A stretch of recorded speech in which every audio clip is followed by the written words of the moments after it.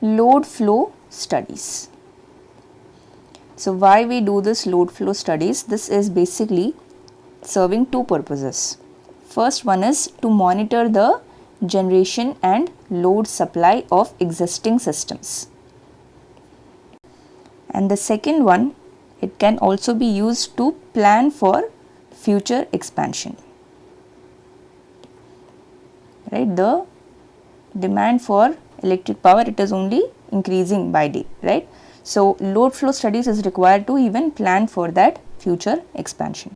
Now when you look at a power system, it is going to have a huge number of what we call as buses, right?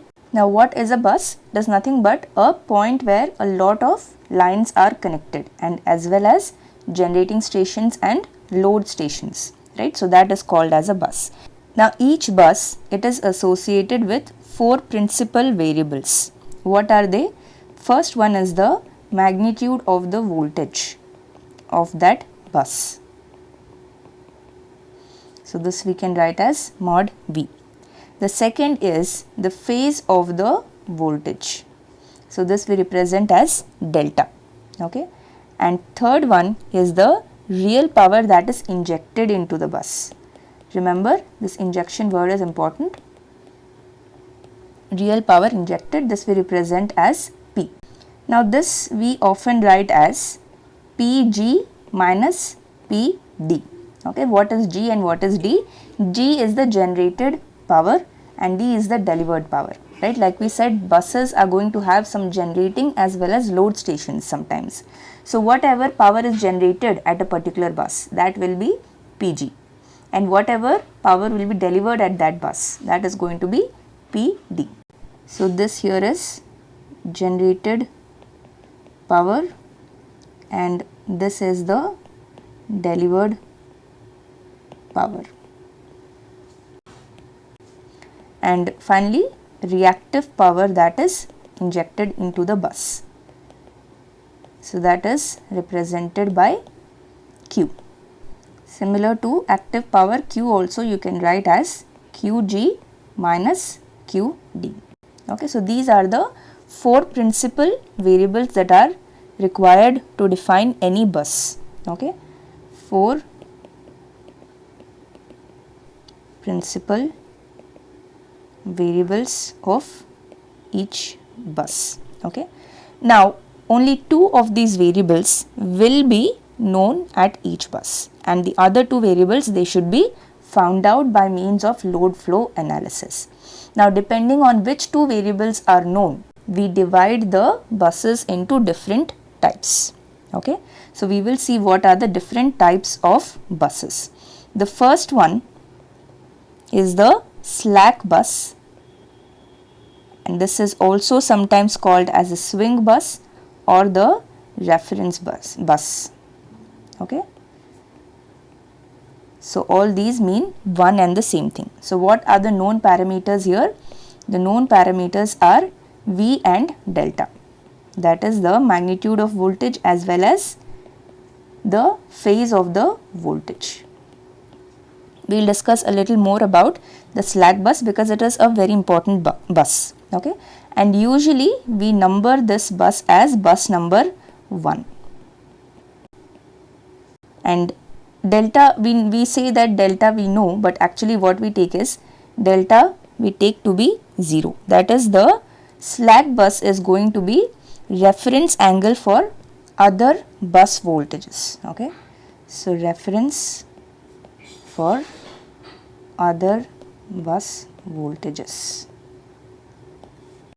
The next kind of bus, it is called as the PQ bus, or it is also called as the load bus. So here what are the parameters known? It is in the name itself. The P and Q are known, real and reactive powers that are injected into the bus. Okay, so known parameters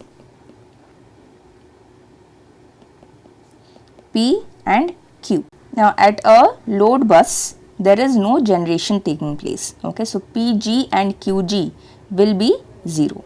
Okay, so this will be equal to minus Pd and this will be equal to minus Qd. Only power will be delivered, whether it is active or reactive power, they will only be delivered. There is no generation at the PQ bus, or what we call as the load bus. Okay. And the third type is the PV bus or the generator bus. Here once again the known parameters are already given in the name itself. So what are they? The real power and the voltage.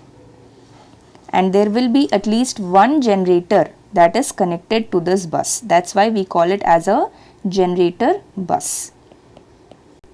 So there is a generator connected to this bus. So from here we see that generators can be either at the PV bus or the slack bus. Okay. Now if you have noticed one thing, the active power P and the voltage angle delta, they are not specified together in any bus. So that is because the active power can be regulated by means of the voltage angle, and if we keep both of these fixed, then it is not going to be possible to regulate any of these parameters. Okay. So P can be regulated by regulating delta. Okay. So they cannot be specified together. Similarly, the voltage and the reactive power, they are also not specified together in any bus. So that is because, if you remember, when we were discussing about the voltage drop in transmission lines, what we did, we had reactive power compensation, right? Because the drop of voltage in transmission lines, it is going to depend on the reactive power. Okay. So in a similar way, just like P and delta, they are related, the voltage drop can also be regulated by regulating the reactive power. So they cannot be specified together. Now we will see what is the significance of a slack bus. Why do we have a slack bus and why it is numbered 1? Okay, it is bus number 1. So when we do the load flow analysis, you will be able to understand the importance of numbering the buses. Now after we complete the load flow solution, what we are going to get? Okay, it gives the amount of current and the power flow in each transmission line.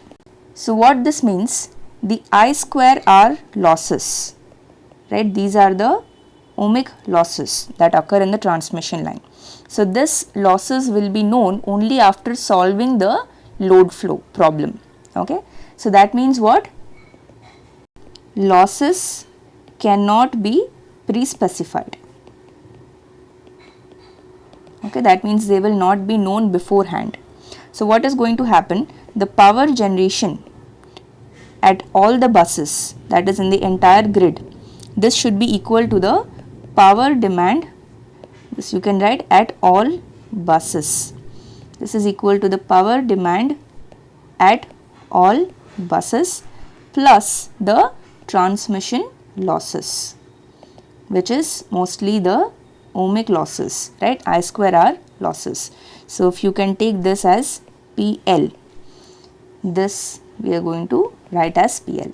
So that means what? Before we do the load flow solution, we are not aware of the transmission losses, and so we will not even be aware of the power generation. Okay. So power demand will be known. This can be known by means of load forecast. Okay. This can be specified by means of load forecasting. But because the losses cannot be specified, the power generation can also not be specified. So what is going to happen in a PQ and a PV bus? In PQ and PV bus, what is specified? The real power is specified. P is specified. But here we got that the power generation is not specified. Then what should we do here? The only way we can tackle this is to take a bus where the power is not specified. The active power is not specified. So what is that? It is nothing but the slack bus. Okay. So once the load flow solution is achieved, we can find out the power generation at all the buses, and so whatever excess real power that is required, that will be supplied by the slack bus. Okay, so that is the significance of slack bus. So after the load flow analysis, the excess real power can be supplied by the slack bus. That is the significance of slack bus. Okay, and for this reason, usually the bus with the largest generator is taken as the slack bus. Okay, so for this reason, the bus with the largest generator is taken as the slack bus. So it is one of the generator buses only we consider as the slack bus, whichever has the largest generating capacity. Okay.